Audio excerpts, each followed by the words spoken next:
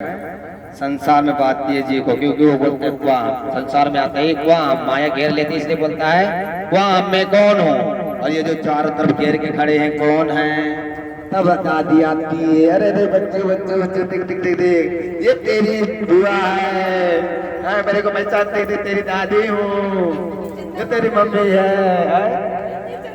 हाँ, इस तरह से जो है पहचान कराती है धीरे धीरे।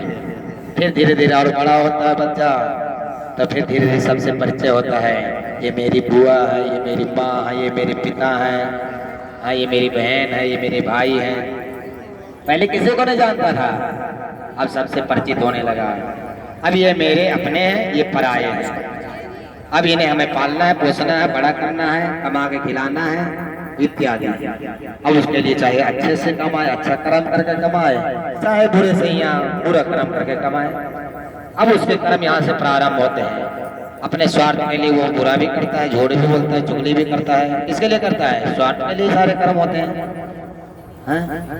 इस तरह से वो बंधन में बंधते जीव चला जाता है।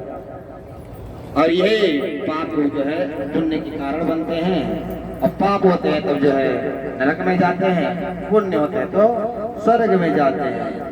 और जब इन दोनों से परे हो जाते हैं, सोहम के सत्ता में स्थित हो जाते हैं, तब क्या कहलाते हैं? शिवोहम, परमहंस की सिद्धि हो जाती है और मोक्ष को प्राप्त कर लेते हैं, अर्थात उस परमपिता परमात्मा में जाके मिल जाते हैं, फिर से ब्रह्म स्वरूप हो जाते हैं। जैसे जीव, जब जीव था, छोटा था, जन्म लिया था, शिशु रूप में बालक था, तब वो क्या था? भगवान का स्वरूप। हम बच्चे को कहते हैं ना, ये तो भगवान का स्वरूप है, क्योंकि उसे किसी प्रकार का कोई विकार नहीं है। और जब ब्रह्म स्वरूप में हम स्थित हो जाते हैं, सोहम सत्ता में स्थित हो जाते हैं, तब सारे विकार खत्म हो जाते हैं। इसलिए अजात शत्रु, वहाँ जो है हमारा कोई शत्रु नहीं, कोई मित्र नहीं रह जाता, कोई अपना नहीं, कोई पराया नहीं रह जाता है। ठीक है, न शरीर के प्रति कोई नाते रिश्ते रह जाते हैं, न शरीर के प्रति कोई अहमता ममता रह जाता है।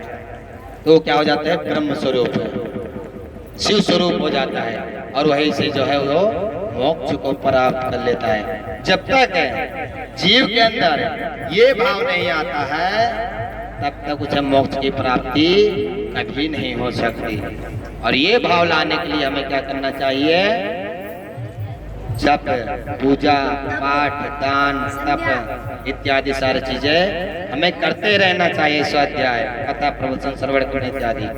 जब इस तरह से हमारे पुण्य एकत्रित होते जाएंगे, तो एक समय आएगा, एक जन्म ऐसा आएगा कि हमें अपने स्वरूप का बोध होगा और हमें मोक्ष की प्राप्ति होगी, अर्थात परमात्मा का दर्शन होगा, और हम उनके चरणों में विलीन हो जाएंगे, शिवों की सत्ता में स्थित हो जाएंगे। बोलो शंकर भगवान की, शिव महापुराण की, उमापति महादेव की। तो ये थी आत्मज्ञान, ब्रह्म ज्ञान, ठीक है, जो आपको आज हमने बताया। अब इसका चिंतन करना, मनन करना, अकेले में बैठ गए है ना। हाँ, अभी इसकी फायदा होगी। इस टाइम हटाना चाहिए जब